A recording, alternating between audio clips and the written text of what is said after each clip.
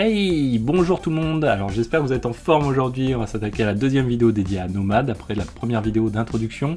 Alors cette vidéo, généralement la deuxième vidéo de la plupart des playlists, a pour but tout simplement d'aborder les définitions, les notions également. Donc poser le langage commun qu'on va utiliser dans les prochaines vidéos. Quelque chose qui me semble assez important. Je sais que certains, pour pas mal de personnes, ça plaît pas mal. Pour d'autres, je sais que certains me disent que voilà, ça n'a pas forcément une grande utilité. En tout cas, ça dépend un petit peu des cas de figure, je pense, et notamment du contexte des choses. Sur Nomad, c'est vrai que les choses peuvent être un petit peu plus parlantes par les démos qui vont venir par la suite, mais en tout cas, ça permet quand même de poser les choses de manière relativement théorique. Donc jingle, et c'est parti.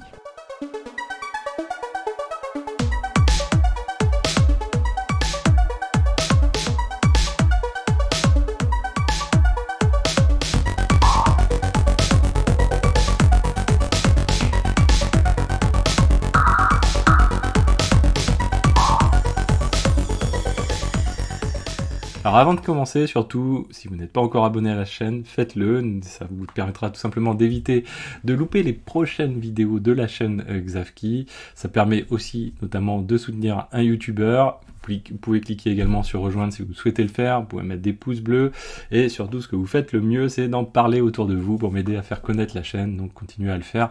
Déjà, ça me fait un plus grand plaisir, et vous ferez peut-être plaisir également aux personnes qui sont autour de vous. Parce que, à savoir une chose, c'est que la connaissance, c'est une valeur qui ne se perd pas, c'est-à-dire que tout ce que vous avez appris, vous pouvez le transmettre à d'autres, et pour autant, vous conservez cette valeur-là vous-même, voire même vous l'augmentez, puisque vous avez expliqué les choses à quelqu'un d'autre. Donc ça, c'est plutôt quelque chose d'assez sympa. Alors, notion, définition, donc quelque chose d'important. On va commencer tranquillement. Donc sur Nomad, on a deux choses sur Nomad, le cluster master, les masters et les clients. Donc commençons par les clients. C'est quoi? C'est des serveurs qui sont managés par les masters, tout simplement. Donc sur lesquels très peu de services finalement tournent, si ce n'est principalement les services sur lesquels on veut faire tourner les services qu'on souhaite déployer à travers notre cluster Nomad, bien sûr. Donc c'est ceux qui vont faire le travail. On peut parler de workers également. C'est eux qui déterminent, c'est la principale localisation où tournent les jobs. Donc ça, c'est aussi quelque chose qui est important, notamment quand on parle de driver, c'est-à-dire que si on a besoin de faire tourner des applicatifs qui ont un driver de type Docker, c'est-à-dire des applicatifs qui sont dockerisés, il va falloir que bien sûr Docker soit installé sur les serveurs en question. Donc ça, c'est important, notamment pour les aspects d'affinité. Ça peut permettre donc du coup d'avoir un environnement un petit peu dédié à différents contextes, donc dockerisé, non dockerisé, Java, pas Java, etc. Donc ça, c'est quelque chose qui est important, c'est de repérer les clients, et on va voir après qu'il y a un outil spécifique dédié à ça.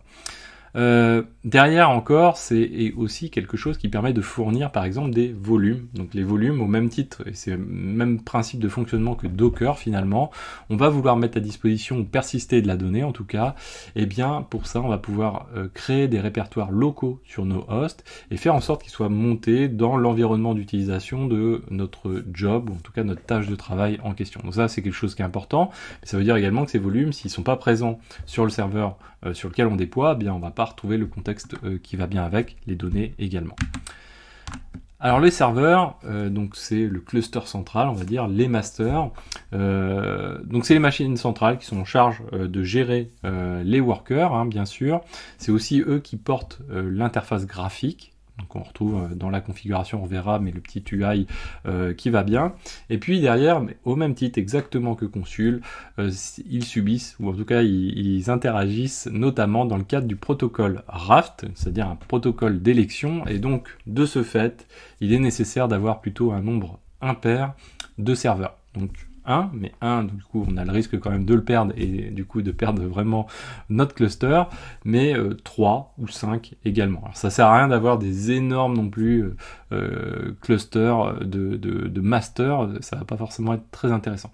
Donc le leader, ça c'est quelque chose qui est important, c'est aussi à prendre en compte. Donc on a nos 3 serveurs, admettons, on a un serveur qui est leader.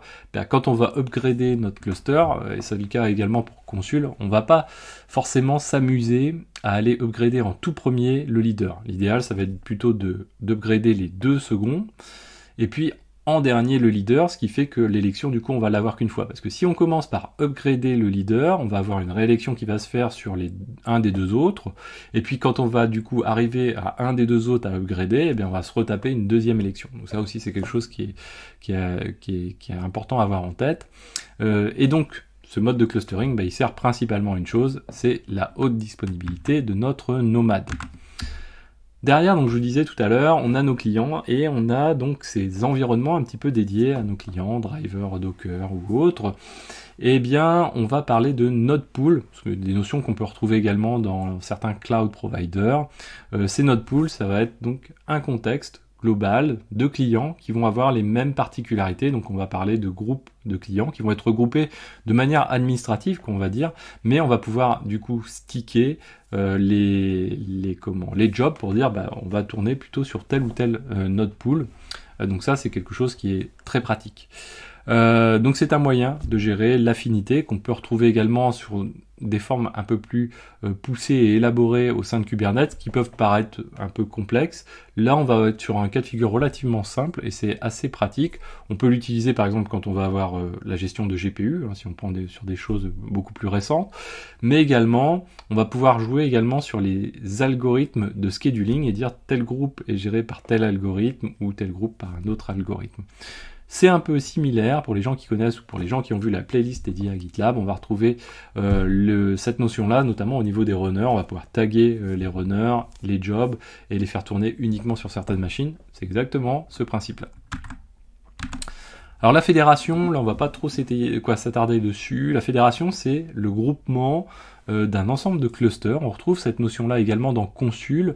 On va parler de régions, donc on va avoir des clusters dans différentes régions, et la fédération, c'est ce qui va permettre d'englober l'ensemble des régions. Ça va permettre de faire en sorte également qu'on va pouvoir interagir sur un cluster pour agir sur un autre cluster. Donc ça, c'est quelque chose qui peut être utile, mais dans des cas relativement poussés. Donc on parle de régions pour donc chacune des briques. En gros, ça va être quoi? Ça va être un cluster qui reste isolé en termes de job, en termes de clients, en termes d'état. Donc on a vraiment un cluster, un autre cluster, etc. dans chacune des régions. Mais derrière, on va vouloir les fédérer pour faire en sorte que qu'on puisse pousser un job à partir d'un cluster vers un autre, etc. La particularité, on va dire technique, c'est que quand on est au sein d'un même cluster, il faut qu'on ait une latence faible, donc la faible latence. Et puis quand on est par contre au sein de la fédération, on ne va pas attendre du tout de faible latence entre la communication entre les différents clusters. Les plugins, donc on parle de plugins, on peut parler de drivers également, on pourrait presque assimiler un petit peu tout ça ensemble. Les plugins, c'est quoi? Il faut les voir simplement comme des interfaces de connexion entre Nomad et d'autres fonctionnalités. Par exemple, on va avoir le CSI, donc le Container Storage, j'ai perdu le terme, Integration, je ne sais plus. Tiens, on va le regarder. Alors là... Zut, une évidence. Tiens, je vais le chercher avec Kubernetes, parce que c'est lui avant tout qui l'utilise. Container Storage Interface, et bien sûr, Container Storage Interface, Container Network Interface également, au niveau, donc ça existe couramment, bien sûr, au niveau de Kubernetes, ce qui va permettre de changer les modalités de stockage, donc par exemple du NFS ou autre. Et puis sur le CNI, c'est exactement le même principe que pour Kubernetes. On va pouvoir utiliser d'autres types de CNI ou également l'utilisation de devices divers et variés. Sur les drivers, c'est un petit peu différent, c'est-à-dire qu'on a une liste stricte en fait de drivers. C'est là où on va retrouver donc les modalités quand on va vouloir faire tourner un job, ou en tout cas notre workload, sur lequel on va vouloir le faire tourner, on va dire plutôt le support sur lequel on veut le faire tourner. Donc par exemple, ça peut être Docker, ça peut être Java, ça peut être QEMU pour les machines virtuelles, ECS et quelques autres. Alors maintenant, on arrive un petit peu dans les briques de poupée russe. On va voir vite fait un petit fichier juste à côté. Premier niveau, on va dire, de notre workload, de la description de notre workload, c'est le job. Donc ce qu'on appelle un job. Un job, on a un fichier pour un job. Ça, c'est l'égalité. Dedans, on va retrouver différentes briques décrites sous forme de blocs. Tout ça décrit en format HCL, donc pour HashiCorp Configuration Language. Donc ce job va être voué à tourner dans un environnement donné, n'est-ce pas, et va avoir un état, un statut qui va pouvoir être managé par Nomad et interagir avec. C'est-à-dire on va pouvoir attendre un statut running, faire des actions éventuellement pour retrouver ce statut running, découvrir du failed, découvrir les logs qui vont avec, etc. Derrière, donc, on va avoir une brique inférieure en fait à ce job qui va être le groupe, une brique de premier niveau. On peut avoir plusieurs groupes au sein d'un même job. Avant cela, au niveau des particularités de notre job, il y en a une essentielle, c'est le type de scheduling qu'on va retrouver pour notre job. Il existe 4 types de scheduling dans Nomad, c'est-à-dire la manière dont on va vouloir faire tourner notre workload. Alors, on retrouve ça relativement de manière similaire avec Kubernetes quand on va parler de pod par exemple, ou de daemon set, ou de job. Donc on va retrouver, ou des cron jobs, on va retrouver cette même particularité. Donc on va retrouver 4 types, avec un S que je n'ai pas mis ici. Premier type, c'est le service. Donc on va avoir un type de job service. Ce type, ça va être juste, on veut faire tourner quelque chose en permanence, quelque part sur un worker. Donc ça, c'est le premier cas de figure. Et on veut le faire tourner en permanence, une fois, quelque part. Le deuxième cas de figure, c'est le batch. Alors le batch, de son nom, on le devine un petit peu, c'est un peu le cron job en tout cas. C'est l'élément qu'on va vouloir faire tourner une seule fois, en tout cas avec une périodicité, mais en tout cas qui va se terminer à un moment donné de lui-même sur un serveur, peu importe lequel, mais du moment qu'il fait partie de nos clients en question, sauf particularité. Et puis ensuite, on a les deux autres cas de figure qui sont les principes de système. Donc le système tout court, c'est quoi? Ça va être le cas du service, mais en mode daemon set comme on trouve sur Kubernetes, c'est-à-dire que on souhaite que cet applicatif-là soit déployé sur tous les serveurs du parc en question. Ou encore, on a le système batch, qui est ce même principe-là, mais pour le mode batch, donc on retrouve avec un moment, donc notre processus qui se termine, donc en mode cron job, mais qui va être également déployé sur l'ensemble des serveurs. Ça peut être par exemple la mise à jour de quelque chose sur l'ensemble des serveurs. Le mode système, par exemple, ça peut être très bien le déploiement de node exporteurs sur l'ensemble de la stack, par exemple. Le comportement par défaut du job, ça va être service. Alors, donc, on était au niveau du job. Ensuite, on a des briques en cascade dedans. Premier niveau de brique, c'est le groupe. Donc, ce groupe, c'est quoi? On en a un ou plusieurs par job et il va permettre de définir différents éléments à chaque niveau de brique, chaque définition particulière, chaque spécificité. Dans ce groupe, on va retrouver des tâches, n'est-ce pas? Donc, une à plusieurs tâches dans chaque groupe. Donc, on a un job. Parmi les jobs, un à plusieurs groupes. Parmi les groupes, un à plusieurs jobs. Parmi un groupe, un à plusieurs jobs. Et le groupe, son objectif, c'est de faire tourner les choses sur la même machine, le même client, de manière à bénéficier du même environnement. Donc ça va permettre de gérer différents éléments de configuration, comme l'affinité, du coup, de fait, les réplications, c'est là où on va pouvoir dire cet applicatif-là, qui appartient à ce groupe, eh bien on va le faire tourner X fois en parallèle, donc en réplication. On va pouvoir gérer les policies de restart, comment on restart l'applicatif, etc. On va pouvoir gérer également la déclaration de services, que ce soit des services spécifiques Nomad ou de services spécifiques Consul, qui grosso modo représentent les mêmes choses, mais s'ils permettent à peu près les mêmes choses, ou plus de choses quand on est dans le cas de Consul, ou également les politiques d'arrêt des applicatifs. Dans le groupe, on retrouve également donc une autre brique de configuration qui est le network. Donc là, on va pouvoir définir comment on veut gérer le network pour l'applicatif en question, en tout cas l'environnement qui est fourni à l'applicatif ou aux applicatifs en question, qui sont dans ce groupe-là. Donc on va déclarer les ports qui vont être utilisés, que ce soit de manière nominative ou numérique.